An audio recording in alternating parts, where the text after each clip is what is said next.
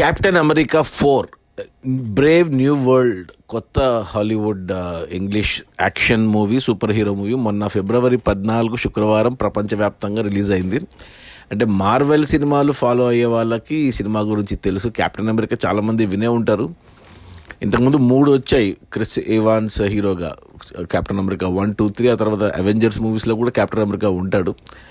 ఇప్పుడు ఈ సినిమా చూసేసరికి కెప్టెన్ అమెరికా మారిపోయాడు. కొత్త అతను బ్లాక్ హీరోని పెట్టారు. ఫస్ట్ టైము ఒక బ్లాక్ని కెప్టెన్ అమెరికా పెట్టడము. అంటే ఇంతకుముందు ఉన్న అవెంజర్స్లో కూడా ఒకే ఒక బ్లాక్ హీరో ఉండేవాడు, బ్లాక్ పాంథర్. మిగతా అందరూ వైట్స్. అమెరికాలో మనకు తెలుసు కదా ఈ వైట్స్ బ్లాక్స్ ఇష్యూ. సో నేను చూసి ఆశ్చర్యపోయా. అంటే అంటే అలవాటు పడ్డాను. కెప్టెన్ అమెరికా అంటే క్రిస్ ఎవాన్స్ అనేది ఒక మైండ్లో రిజిస్టర్ అయ్యింది.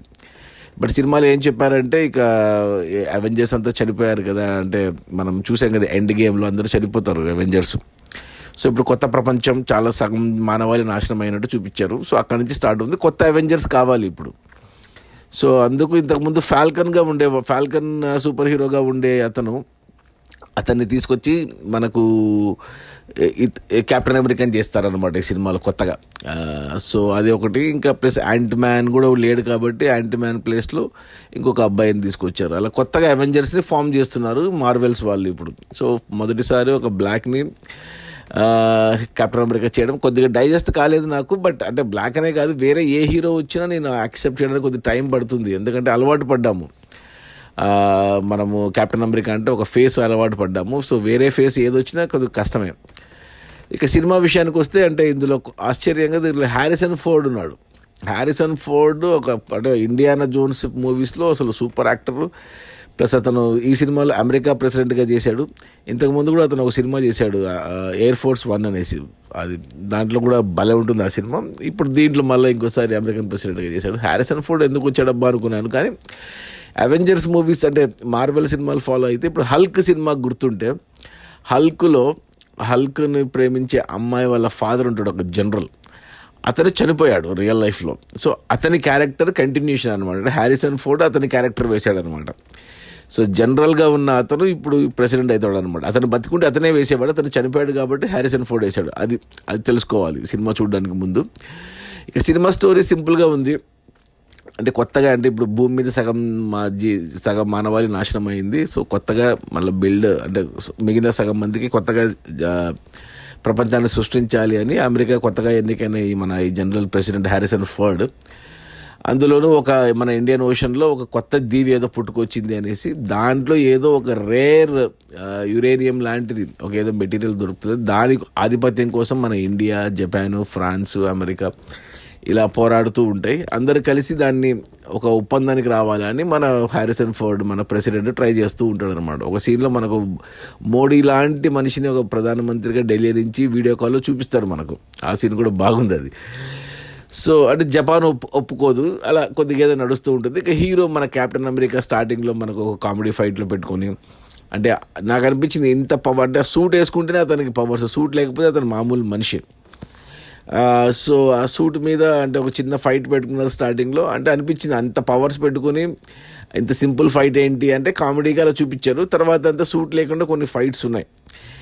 సో హీరో ఇప్పుడు మన ప్రెసిడెంట్ని కలిసి వాళ్ళంతా కలిసి ఈ ఒప్పందాన్ని ఏదైతే ఉందో అది జరగాలని చూస్తుంటారు. అందులో మన హీరో ఫ్రెండ్ అతను కూడా చాలామంది బ్లాక్స్ ఉన్నారు ఈ సినిమాలో, ఎక్కువ మంది బ్లాక్స్ని పెట్టుకున్నారు.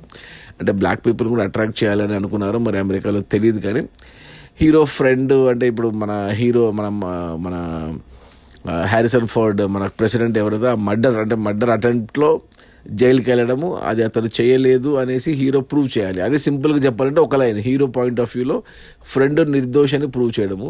ఇక హ్యారిసన్ ఫోర్డ్ అతనికి వచ్చేసి ఈ శాంతి ఒప్పందం జరగాలి.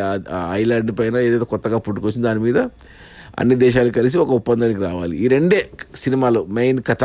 ఇంకా దానికోసం ఇక విలన్ వచ్చేసి ఇంకా ఎవరు ఏంటి అనేది ఇంకా సినిమా చూస్తే అర్థమవుతుంది. ఇంకా సింపుల్గా అర్థమవుతుంది. మార్వెల్ సినిమాలు ఫాలో అయ్యే వాళ్ళకి ఈజీగా అర్థమవుతుంది.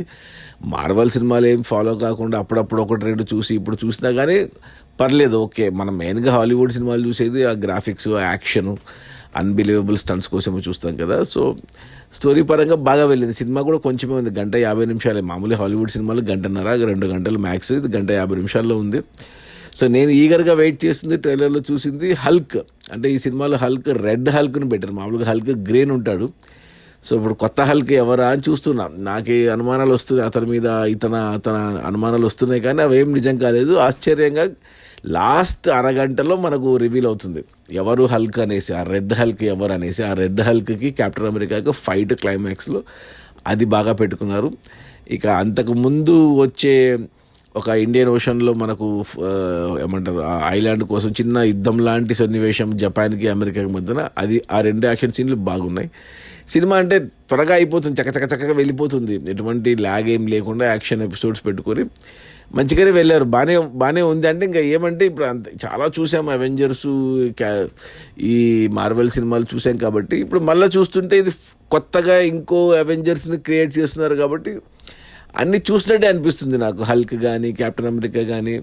సో ఈ జనరేషన్కి కొత్త అవెంజర్స్ని పరిచయం చేయడానికి ఇప్పుడు సినిమాలన్నీ ఇలాగే ఉంటాయి అనుకుంటా. బట్ ఎప్పటి నుంచో ఫాలో అవుతున్నాను అలాంటి వాళ్ళకు మళ్ళీ అవే చూస్తున్నాను అనే ఫీలింగ్ అయితే వచ్చింది.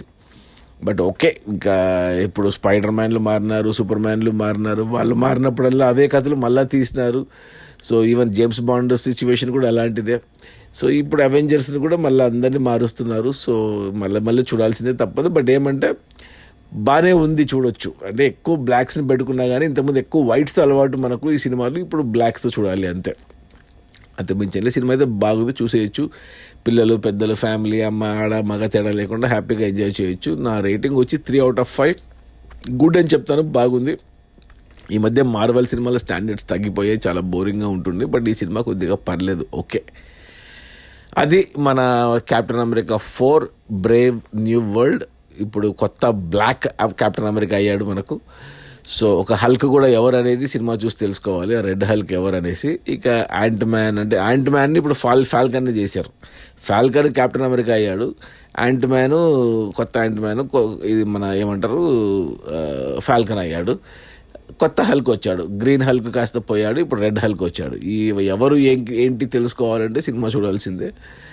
బాగానే ఉంది, చూడొచ్చు ఒకసారి. నా రేటింగ్ వచ్చి 3/5. Okay, bye.